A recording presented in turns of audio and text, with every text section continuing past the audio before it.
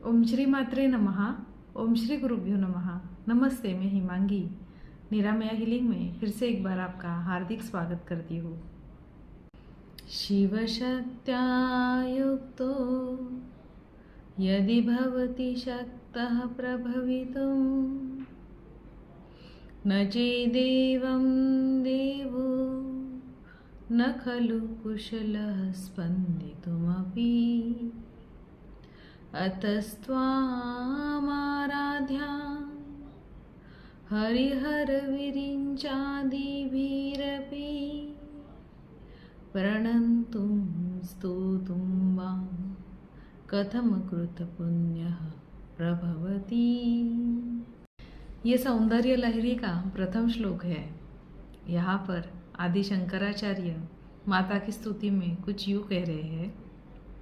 यदि शिव शक्ति से युक्त होते हैं तभी वो सृष्टि की रचना कर पाने में समर्थ हो पाते हैं।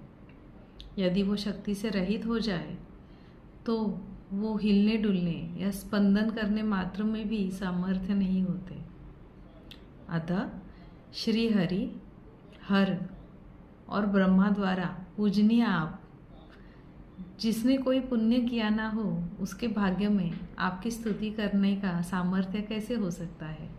महाशिवरात्रि अर्थात महादेव और माता पार्वती के विवाह की रात्रि, मगर ये एक आध्यात्मिक रहस्य है।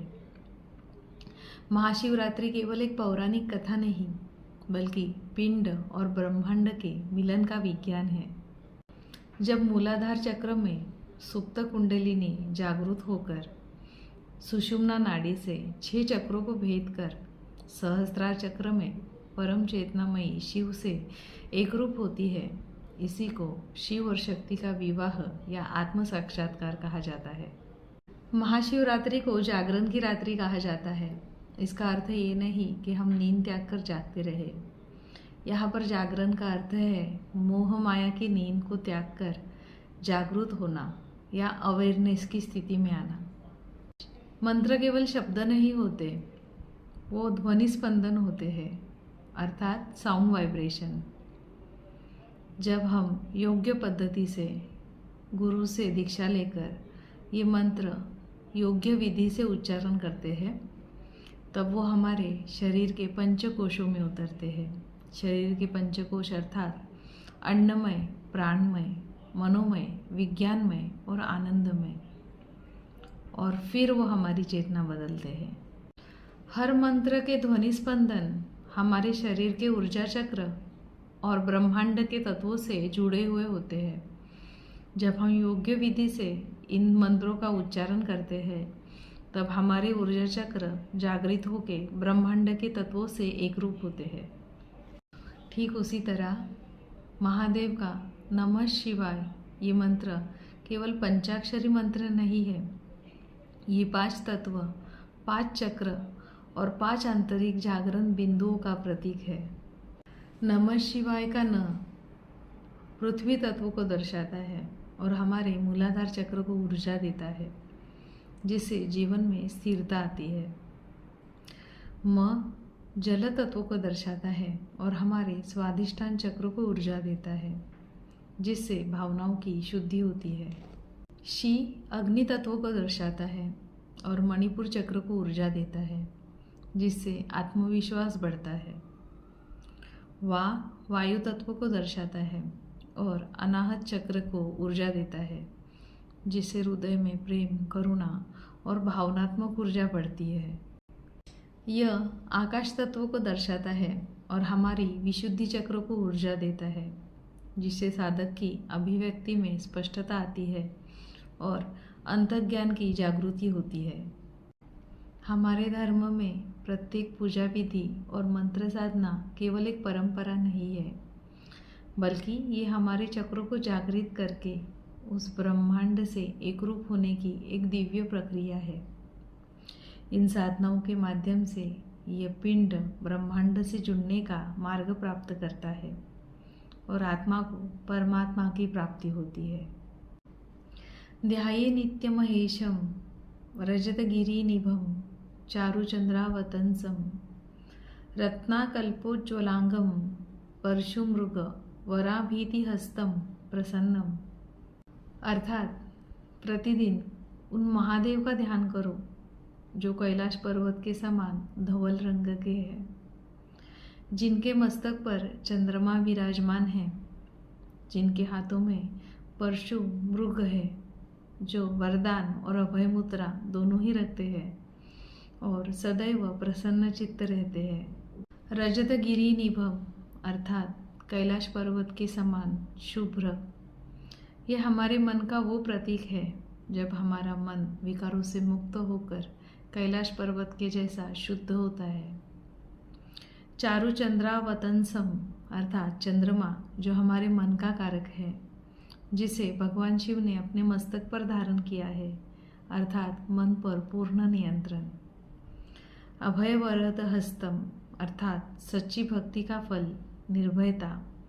जब आप शिव तत्व में स्थिर होते हैं तो जीवन के भय कम हो जाते हैं। प्रसन्नम, अर्थात शिव की आराधना से बाहरी सुख नहीं, मन के भीतर की प्रसन्नता प्राप्त होती है।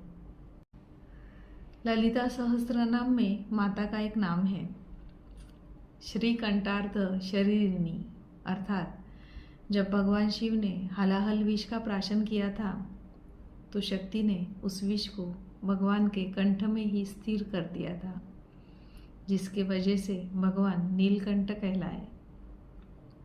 इसका आध्यात्मिक अर्थ क्या है? विष अर्थात जहरीले विचार या कुसंस्कार। तो ये विष हमारे लिए महादेव प्राशन करते हैं और माता इस विष को नष्ट कर देती है। तो अब इस चर्चा का क्षमा प्रार्थना के साथ समापन करते हैं। करचरणकृतं वाकायजं कर्मजं वा श्रवणनयनजं वा मनसं वापराधं विहितं वा सर्वमेक्षमस्वं। जय जय करुणाब्धे श्री महादेव शंभो। अर्थात हे करुणामयी महादेव, मेरे हाथ, पैर, वाणी, शरीर, कर्म, कान, आँख या मन से जो भी ज्ञात या अज्ञात भूले हुई हो उन्हें क्षमा कीजिए। तो महाशिवरात्रि की रात्रि आपके जीवन के अंधकार को मिटाकर ज्ञान का प्रकाश लाए। सच्ची शिव भक्ति बाहर नहीं बल्कि आंतरिक जागरण में है। जब हम स्वयं का कल्याण करते हैं तो जगत का कल्याण होता है। अंत में मैं आप सभी के कल्याण के लिए मंगल कामना करती हूँ। ओम सर्वेषां स्वस्तिर्भवतु, सर्वेषां शान्तिर्भवतु, सर्वेषां पूर्णं भवतु, सर्वेषां मंगलम भवतु। आप सभी का मंगल हो, सभी को शांति मिले, सभी के जीवन में पूर्णता आए और समृद्धि से भर जाए और हर किसी का कल्याण हो। अगर वीडियो अच्छी लगी हो तो कमेंट कर हमें ज़रूर बताइए। वीडियो को लाइक और शेयर कीजिए, चैनल को सब्सक्राइब कीजिए और बेल आइकॉन दबाना ना भूलें।